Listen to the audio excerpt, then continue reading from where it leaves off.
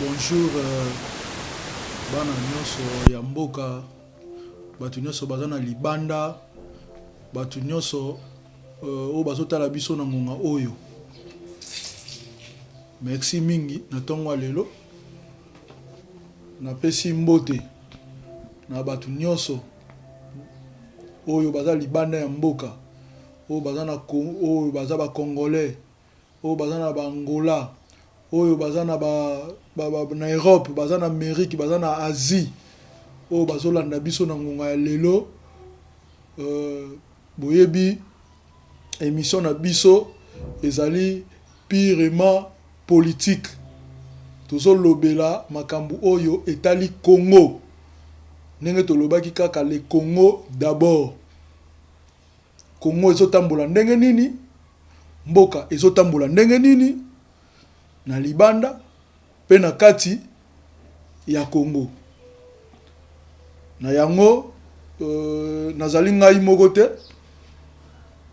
Nazana serviteur de Dieu, Pasteur Irénée. Tozana ye awa.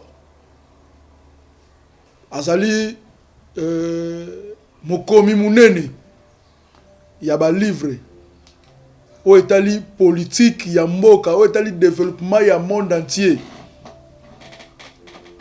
Ne tozana ye na mokolo ya lelo tokoka ko partager na ye ba livre oyo ye akomaka, o etali politique ya mboka, o etali politique extérieure. Tozana ye mokolo ya lelo awa. Donc ye moko pe ako se présenter, mais boye bibit na biso ezali le Congo d'abord. Bit na biso ezali le Congo d'abord. Bonjour mwana mboka Pasteur Irénée. Bonjour. Bonjour monsieur Samuel. Na sepeli na tongo lelo kokutana na yo ko partager na yo politique ya mboka, ko partager na yo sur le Congo. Okoki ko se présenter banda mukili mobimba, banda monde entier, place nyonso ba Congolais bazali bayeba yo ozanani. Merci beaucoup. Nga komona nga Irénée Kalamba Kalunga. Naza pasteur d'église moko Pierre de Fête Tabernacle na Fiko. Mais naza pe artiste. Naza écrivain. Je dis que l'écrivain za bato yo ba réveiller la population. En tant qu'écrivain, na komaka na réveiller la population. En tant qu'un pasteur, naza un révolutionnaire, on va se révolter contre le péché. Et la société peut, en tant qu'écrivain, va se révolter contre l'ignorance, va se révolter contre la pauvreté, va se révolter contre la soumission de tout genre, l'organisation, en tant qu'écrivain, en tant qu'artiste, nous sommes en et tout le temps, tu dis, livre de tout le temps, les artistes ne vont révéler la population. Mais souvent, les artistes vont plutôt car à ça, ça, mais après, ça sous son message à se réveiller pour Alamba. Donc en fait, assez pour la présentation, un mot d'introduction. Merci beaucoup pour la présentation au Salé Libiso Yakitoko. Nengo lobby pour réveiller la conscience des Congolais.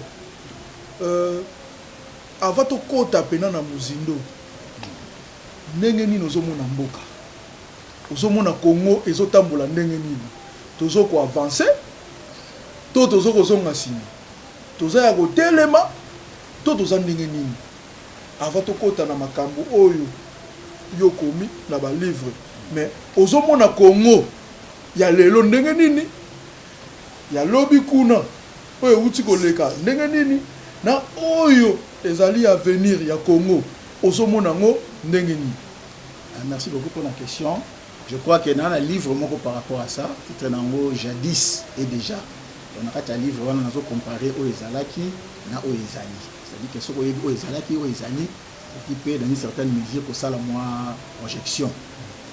Mais je crois que en tant qu'artiste pour réveiller population, comme on a Congo lelo, on a le banane de l'omoko. Et quand ça se que le monde a été quoi inacé, donc on sait que pas c'est quoi et quoi par hasard. Mais quoi par hasard. likasa po elongwe na nzete po place kokwela edépendaka na biloko ebele na environnement edépendaka na mopepe edépendaka na pesantere oyo ezobenda yango edépendaka mpe moto akozala mutu eza koleka mopepe wana influencer ou bien ekweli kola mutu ekokitisa yango te mosusu donc makambo mingi oyo tomonaka neti par hasard ezalaka par hasard te ezalaka comme par hasard donc Congo mpe population mpe bazalaka ndenge wana Samuel donc population nde tomonaka oyo bakuluna oyo bamiyibi oyo baboye ezalaka te ke bazalaki babotamaki ndenge wana eza bakanaliza bango mpo bakoma ndenge wana même si tolobi ke no eza na bato mosusu bango moko bamisala bango moko bakoma boye mais eza na mutu ayebisaki ye que non il faut te prendre en charge il faut te former yo moko ozala un autodidacte po mutu azala oyo azali quelque part na trajectoire na yakutana na bato basunga ye Congo na biso ndenge ezalaki na ndenge eza lelo la circonstance eza très différent donc lelo yo toza na ba situation moko boye oyo kala ezalaka te donc quand on parlait ce livre j'ai dit c'est déjà des tourner développer en gros plus mais personnellement lelo c'est difficile donc le lelo mboko zotambola malamu toza na ba problème ebele mais comme toza un espoir so ba congolais généralement sont chrétiens de fervent tosalaka bato mabe te ndela kutu bamboka mosusu bituma na badésordre toza un peuple tosambelaka mingi peu importe ce qu'on peut dire bapasteur na bango bandimi to boye mais d'une manière générale le Congolais est un peuple pacifique donc je crois que ezotambola ndenge esengelaki etambola te na makanisi na biso bato de toutes les façons pour aborder basijan ntonto tolobelaka livre po komona po mokili e mboka etambola malamu ya des facteurs que esengi na biso tozwa en compte parce que bafacteurs wana eza prise en compte te peu importe volonté ya moto kotambola malamu te nana oloba boye d'emblée moto asalama te po amitambusa ye moko moto mpe asalama te po atambusa baninga déjà bible eza clair en tant que pasteur na koyebi yango bien oyebi elobi il n'appartient pas à l'homme qui marche de diriger ses propres pas donc déjà motu soki asali un pas sans nzambe asali yango dans la mauvaise direction donc par rapport à ça motu akoki komitambola ye moko te donc par conséquent asa mpe na makoki ya kokamba bato te d'où po arriver tant soit peu ya kosala mwa baœuvre ya malamu aza na kosala basupport donc ezodépendre sikoyo na basupport na ye par rapport à ça donc c'est un peu ça mboka bref pour dire en un mot mboka ezotambola malamu te moi j'aime le discours chez les politiciens c'est que au lieu de nga attention makasi ezalaka d'abord discours pour la formation en mentalité et puis acte posé pour transformer mboka pe bato. Si je peux parler d'un président que j'aimais beaucoup, c'était Mouzé, il avait un discours. Il était clair. Avec Sabino que nous allons souffrir, mais contrairement à un discours, tout va bien, beaucoup de bonga, tout va bien, comme avant, tout le monde est en beauté. Tout va changer, tout doit changer, tout le monde est en beauté. Ceux qui n'ont pas pouvoir, beaucoup de bonga, tout le monde. Mais au moins, Mouzé avait un discours. Il vous dit, prenez-vous en charge. Il faut conscientiser, la population, tout nous prendre en charge. Il faut comprendre que le gouvernement a un projet, il a voté budget, il a il fallait appeler sa population discours. Comme quoi, prenez-vous en charge, alors qu'il y a moyen pour canaliser l'effort de la population vers un aboutissement. Mais le long que tout est devenu politisé. Nous avons Congo, la politique, nous avons Kumba moto politique, nous avons Kumba mutuka politique, tout est politisé. Au point que nous sommes politiciens à Kosala, fait les canaux TV, Makelele, tout ça. C'est juste que la bandière, nous avons un office de route. Depuis que nous avons Kenda, bandière, tu dis que nous avons un président. Donc, ils ont un cambo. Oh, ils ont la kate kala. Et l'eau est connue. Donc, pour dire que nous avons dit ça, tous les ans, nous avons une équipe, ils ont veillé trop. Ils ont dit, il faut moins de temps pour faire ça jugement pour le président ou à côté Félix, à côté Sika. Donc, tout peut ça dans moins de temps. Mais par rapport, il y a Mboka d'une manière générale, comme on dit, nous devons nous dire les choses en face. Merci beaucoup. Moi, Mboka Irénée. Ce qui basu Congo, balobi Congo Oyo. Numéro 1 na yango bapesi yango mwana mboka Irénée epa na yo eloko ya liboso okoki kosimba wapi ya mibale wapi ya misatu wapi po bato ba sentir que Congo ya lelo ezoko avancer mwa mokie donc à quelque sorte lelo i pasteur Irénée président de la République okoki ko simba wapi to okoki ko banda wapi po ba sinyo epesama malam. Merci beaucoup. Merci dans la question. Mais pour nous décortiquer, mais il fallait quand même comprendre que en tant que pasteur, il y a une émission politique, mais il y a la politique. La politique, c'est la politique. La politique, c'est que naza na ba obédience politique. On appelle ça allégeance dans la tête. Biso to teka mamunga mukie. To lobi te ke yo okomi politicien. To lobi boye.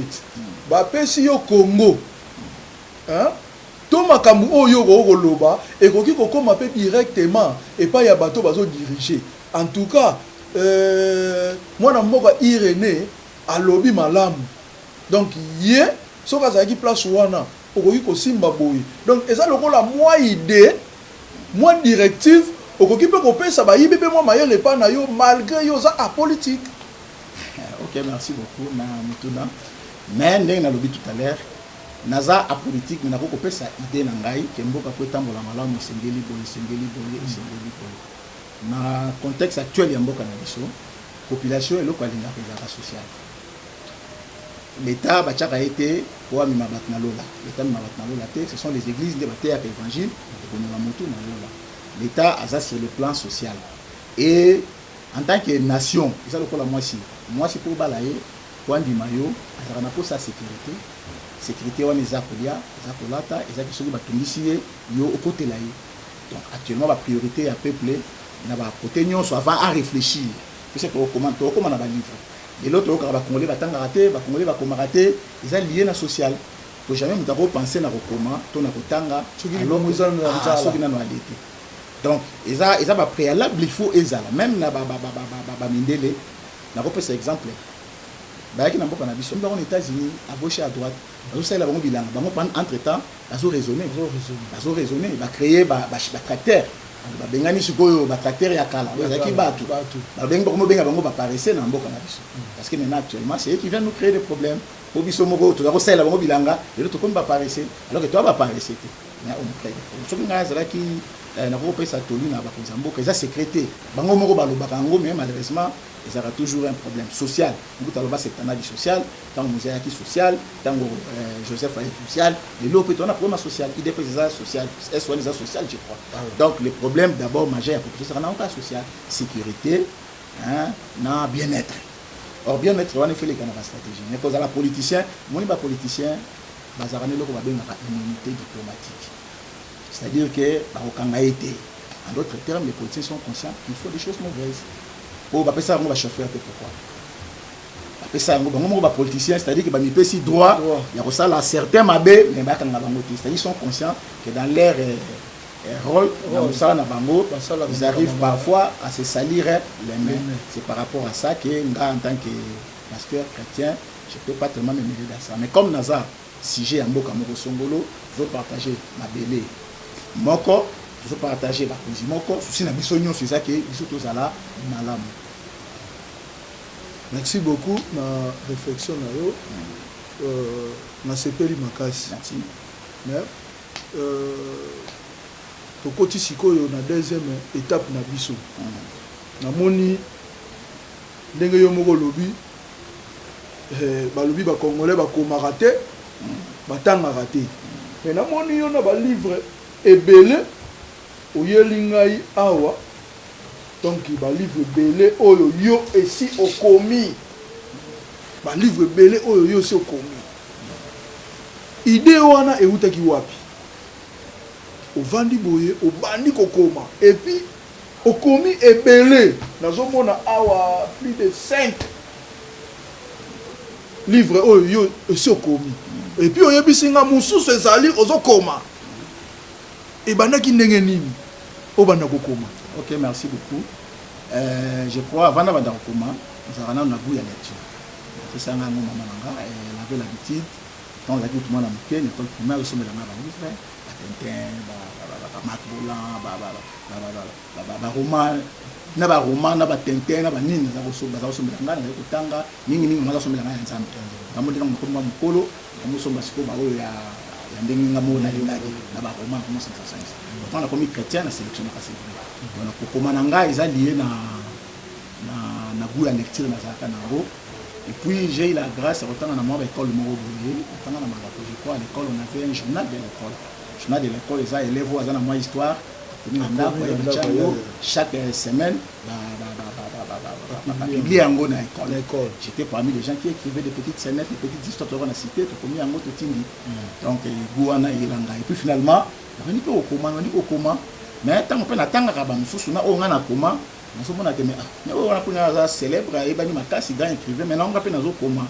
Nous sommes en penza mais car mi c'est mais pas côté musuku tu bawo yanga raisonnement na ko tondire déjà moi les accidents pour désolé quand même que côté donc c'est dit que bando coma ti na bando coma mais na publier raté si quoi se retrouver comme déjà et mon avis non il faut na matière inviter ngai to lobe.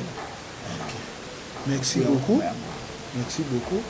Namoni toujours banana nous na livre oyo simbi ngape na simbi to banino na livre oyo na sir bandeko botala oyo mwana mboka ya Congo RDC mutakomi livre oyo asaleli biso ngona ndenge ya kitoko asaleli biso ba projet nango ya kitoko makambo nango nyonso ya kitoko na asi bozo komona livre oyo no bomoni yango bokoluka yango tokopesa bino ba adresse oyo nini bokomona ba livre oyo boke bosombi yango bobandi kotanga yango boyeba ndenge nini les Congolais aussi bazo ko raisonner. Na sur titre ya livre oyo Pensée chaude d'une guerre froide. Pourquoi pensée chaude d'une guerre froide? Merci beaucoup. La guerre est froide. C'est-à-dire la chaudité, la petitité. La mandokité, la paix à celui na bambélité. Guerre est froide. Je crois que na mukanda oyo nous avons adressé na considérer que la vanille ma coloté mputa musala biso na mutu na mutema bon denze là on a considéré mutala na bezaka mutu ici na mutema mutema za ba sentiment ni chanter de la bongo mais na mutu ezaka ni intelligence na race sagesse souvent pesa en contradiction entre oyozo lingana oyozo kanisa mais au moins na livre tout ça pour nous adresser denze là on a penser naé na sentiment et l'autre toujours qu'on a livre ça pense guerre et ça froide va penser ça chaud. Pourquoi ils a chaud?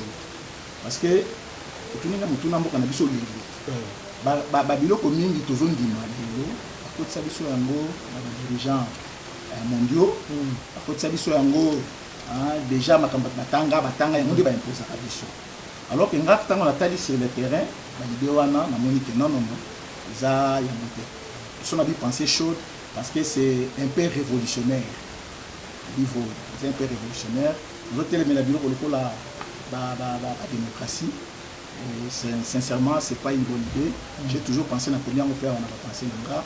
J'ai toujours dit que pour démocratie na biso africain efficace, il faut tous adapter na pays autocolonisés. Parce que la sous-traitant na biso tout tirera par ficelle, les colonnes à biso, tirera pas à biso, personne ne peut me contredire. La vieille démocratie, n'y en sort, la démocratie na biso. Sauf l'histoire en France, la Mali, la Centrafrique, toujours. L'histoire en Afrique, la vieille démocratie, la vieille démocratie, elle va au départ na biso. Donc, biso comme tu coloniser va tout. Tu imposes la démocratie, c'est pas la démocratie na biso, moyen marché exact. Le pays na biso africain, comment le pôle la sous-traitance, ça consomme une difficulté à répondre ma question par rapport à mon conflit. Tant que tout ça va sous-traitant, donc je ne pense pas que bon on a mis sur le biso africain de livre au moni na ils va penser de mettre à l'économie africain. Premier pensée dans le livre. Les pays africains sont devenus indépendants par la fougue de leurs leaders. après ça soit indépendance ça va nous ba leader na biso non peuple il faut comme indépendant ba belge ba yaka ba coloniser peuple. Donc ensuite aujourd'hui leurs leaders doivent être libérés par la force du peuple. Donc là il faut peuple aider à libérer ba leader na yé. Parce que les leaders africains, bazar na parrain, ils font certaines choses na volonté na bangoté, volonté na bangoté. Alors maintenant il faut pas comme un argument. Que non mon peuple va me lâcher. C'est le ça le peuple n'a olingate, d'où c'est le peuple qui doit prendre les devants. Les gens se sont étonnés aujourd'hui. On a pas au début dans m'étonner mais par rapport à penser ça se justifie. Tout le monde a été parti au pouvoir et ça la marche. Pendant RDC Banda. On l'a vu, l'idée que c'est ça la marche, mais bazar le pouvoir. C'est-à-dire qu'il y a des choses où vous avez la partie politique, vous avez la population, vous devez comprendre que l'idée où vous avez soit et vous n'êtes pas naïté ou bien il faut que vous ayez la beauté. Donc, vous avez un argument sur un appareil pour dire que non, écoutez, je ne peux pas faire ça, mon peuple va me lâcher. Donc, on a vu que le leader n'a dit ça, le leader du peuple, le lobby peuple en tout cas, pour libérer le leader n'a dit ça, ils devront faire un peu pression. Le leader n'a dit ça, c'est de faire. C'est de faire par rapport à ça. Donc, au moment où nous avons pensé, nous avons commis en géographiquement, l'Afrique et l'Amérique latine ont la forme de deux personnes debout. Soit l'Afrique, l'Amérique latine, c'est la même chose. Personnes debout géographiquement, ils abondent. Portant sur chacune de leurs têtes une partie d'une même et lourde charge d'autant. Une partie à autant dans Moutou, l'Amérique latine, une partie à autant dans Moutou. Donc, tant que tout ça n'a pas charge, ce serait difficile pour la vie de émerger. Les Occidentaux vont émerger, tout ça n'a pas le temps, tout ça n'a pas le temps émerger. Donc, la vie géographiquement, tout ça n'a pas nous, tout ça, nous avons autant, en Amérique latine, nous avons autant. Et donc, ce qu'on a dit, Russie, Italie, Chine, ce sont des pays qui se développent partout. Chine peut se développer, on a pour ça coloniser, on a pour ça recréer la dictature, on a développer de l'intérieur. Tandis que l'Occident peut se développer, on a pour ça aller ailleurs, on a pour ça créer la guerre, on a pour ça ça. Donc c'est un peu par rapport à ça que je voulais révéler aussi les Africains que nous avons une charge sur notre tête. S'il y a des gens qui peuvent nous aider à débarrasser de cette charge, je crois que ce serait une bonne chose pour que nous bateau va débarrasser de la charge. Donc ça, ma pensée est chaude parce que ce sont des pensées qui ne feront pas plaisir à tout le monde. En tout cas, merci. Livre au soto le bito tanga yango bande ti suka awa na sito ya olala et aussi la té. Mais na suis moi loko moko ya mukie au lobby ba politicien ne balukaka indépendance. Mais l'indépendance au bango balukaka il faut lisusu biso peuple. Tout le que la paix, les politiciens, indépendance. Ok. Nuancer dans nos places. Ok, ça veut dire quoi? Au monde occidental, pour se développer, va vivre, ils ont besoin des autres. Impérativement. Chine a bonté, les choses a bonté. C'est pourquoi la colonisation est biso.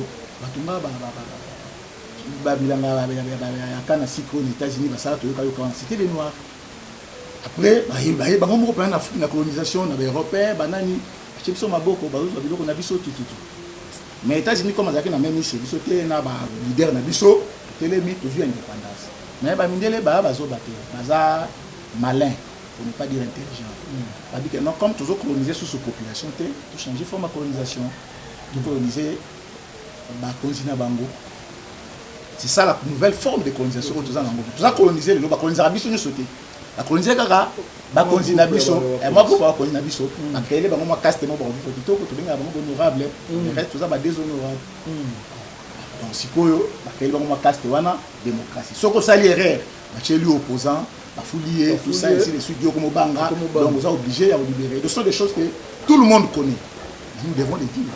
Nous ne devons pas cacher ces choses parce que biso de ce qu'il faut libérer on a dans le toujours on va penser dans la que l'Afrique doit participer au jeu international. Puisque le jeu international, l'Afrique a ça. Et là, au moins, ça, dans le monde de Afrique. La guerre mondiale, l'économie, tout a participé. La science, tout Afrique a participé. Mais seulement, l'Afrique doit participer au jeu international, mais plus jamais en tant que ballon. Dans le jeu international, on doit participer. Il faut jouer. Il faut jouer. Il faut jouer. Et ça bazo tindika au place sinon so balingi ba tindika yo. Pour nous retourner en Europe. Il y a les Africains. Mbongo babilo basoka. Les lois on parle lithium eza ba osala ba batterie lobby ba ba zongo wa. L'Afrique. Précisément na Congo. Na Congo ba zongo wa. Les guerres qu'on nous crée par des gens que nous connaissons. Récemment, on a côté la politique militaire beaucoup de choses. Le président clairement dit que c'est pas un secret. Il y a qui pour roi et Angleterre qui a arrêté cette guerre. En d'autres termes, il était en train de dire à la face du monde que c'est vous qui êtes derrière cette guerre. Il ne peut pas dire ça en Russie, il ne peut pas dire ça en Chine, il ne peut pas dire ça en Ouganda, en Tanzanie, il ne peut pas dire ça en Afghanistan, il a dit ça au roi d'Angleterre. Arrêtez cette guerre.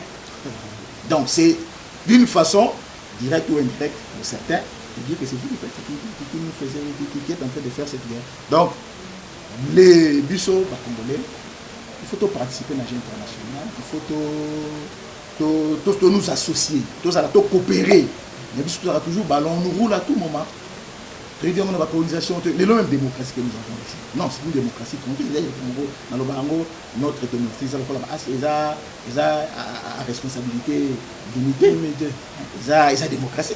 Ils ont dit que c'est une campagne à ça. L'extérieur, c'est connu de tout le monde, mais ce n'est pas un secret. Je ne dis rien. Il faut valider. Donc, par rapport à un livre, ils ont pensé chaude. Ce sont des pensées qui sont à caractère révolutionnaire. Nous avons vu sur l'Afrique. Nous avons vu partenaire au Congo. Le Congo, il faut cesser Asbel. Nous ne sommes pas une association sans but lucratif. Comment se fait-il que les pays sont riches, les nations et ça pauvre? Il y a un problème.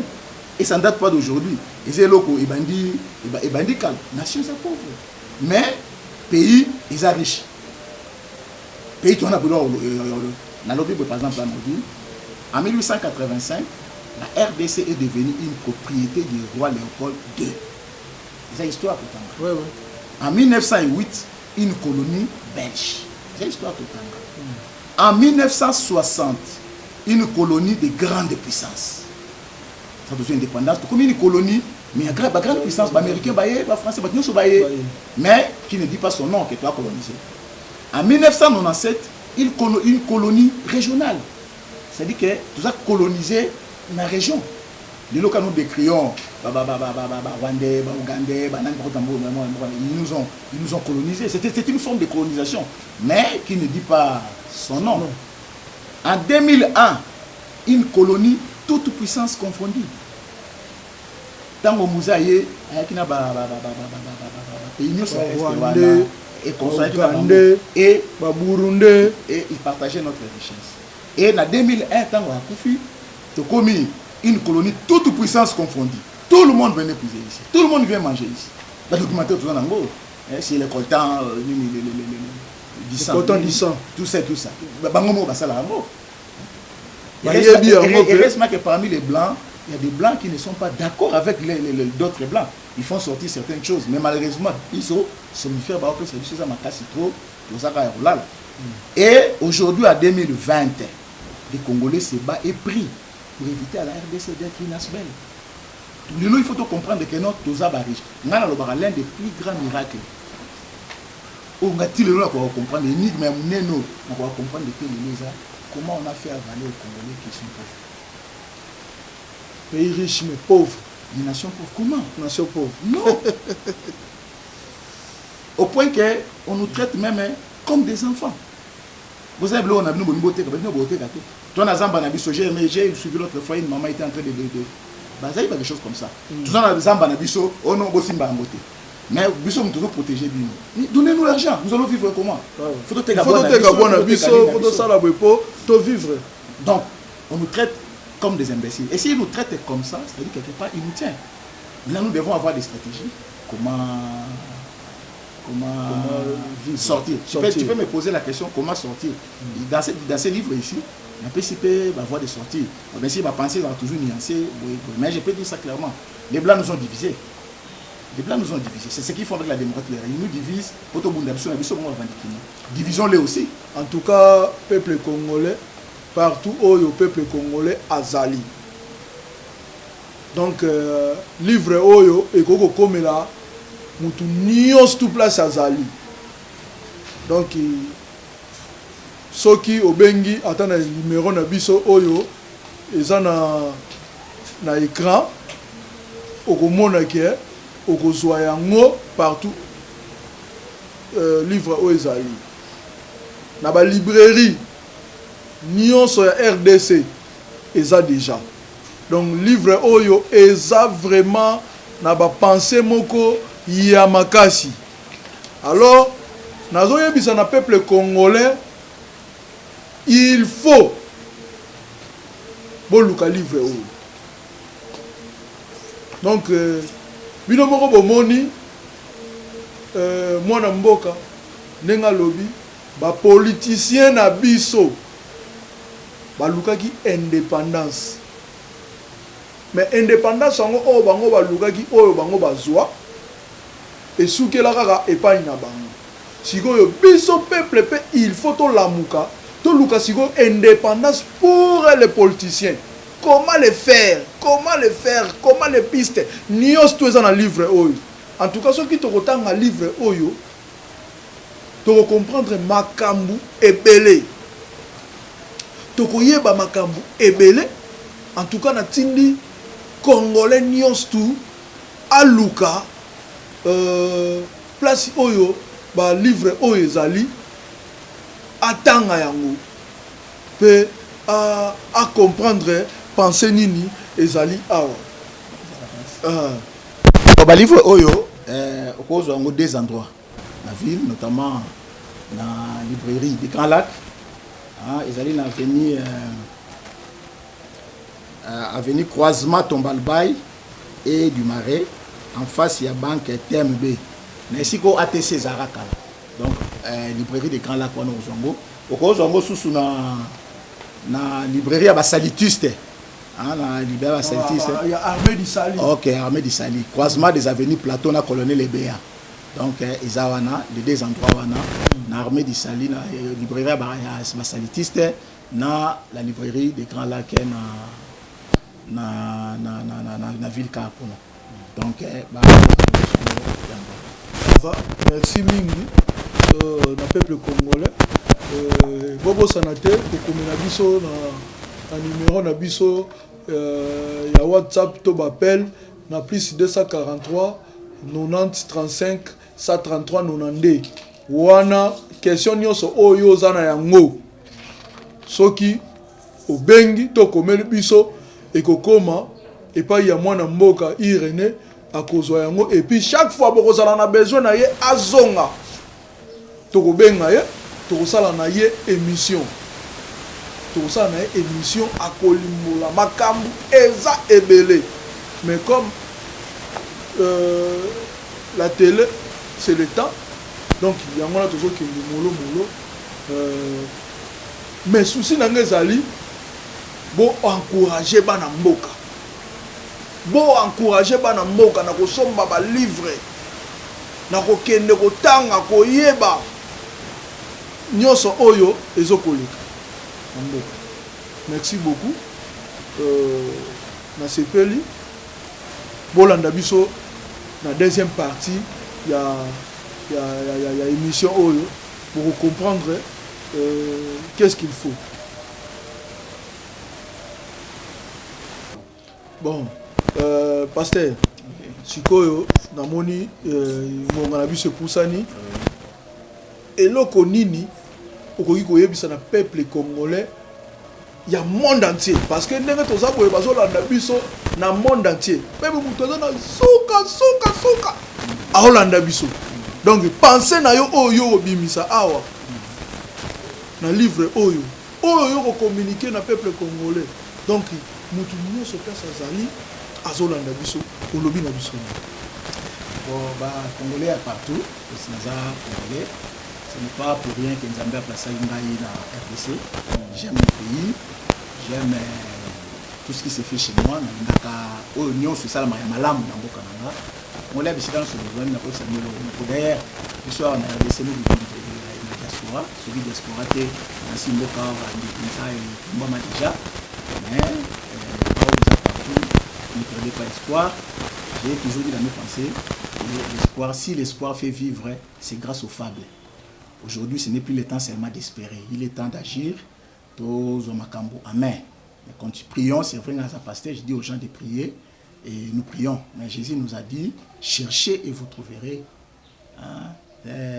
Frappez et on vous ouvrira. Donc ce sont des choses que nous ne devons pas dire que tout bon délit trouve un tout maboko. Nous devons chercher pour trouver. Donc tout ça, partout besoin, mi bobo sana biso ate na RDC, biso pe awa, totika ba président biso te. Lelo to wana nsengo, ndenge tozui penza mwana mboka ide asa penza mwana mboka, to bi kaza congolais. Peu importe ba penser ba ko cha ba pression ba nini, to bi que du fond de lui c'est un congolais. Donc quelque part aux en réaction moko congolaise. Donc c'est ce que nous attendons de la part de lui, donc de nos autorités actuelles. Tous les Mboka, principaux, infiltrer les Kazoloka. Nous devons prier pour le pays, nous devons aussi travailler pour le pays, nous devons aussi soutenir tous ceux qui font bien. Livre est important pour nous tous, télévision, téléphone, c'est vrai, ils ont été, mais ça ne fait pas évoluer les gens. Et comme ce contraire, ils ont filmé des choses inutiles. Mais un livre, ils ont le corps essence pour nous. Ils ont goûté, c'est vrai, qu'est-ce qu'il faut faire. Les autres sont déjà qui ont été canalisés par une musique politique. Comme ça va Congolais conscient au lieu de nous rendre bêtes. Tout le monde a dit que le gouvernement va renforcer l'équipe à balai, champion d'Afrique, tout ça pour distraire les Congolais. Alors que les lots, on organise des méga concerts, des choses qui ne devaient pas se faire. Tout le monde a Charlie Hebdo, 4, 5 à Pamba, drapeau Kiti, Deuil national, on a plus de 12 millions de morts les lots. Nous organisons des méga. Je ne dis pas qu'on ne peut pas organiser des concerts, mais dans un cadre beaucoup plus restreint. Ceux qui sont c'est comme qui dirait nous sommes en train de fêter quelque chose. Alors qu'il faut une mobilisation totale. Donc je crois en tout cas ce que je peux dire à notre gouvernement et aux Congolais. Une mobilisation totale. Donc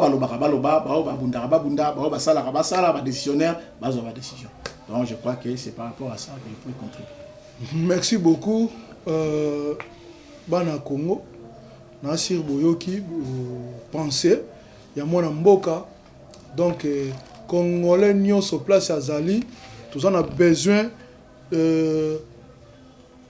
Congolais n'y sur Akoma na maboko na livre Oyo, et ça aussi moyen, il y a que soutenir peuple Nabiso, na ba effort n'y sur Oyo, tout ça pour ça là.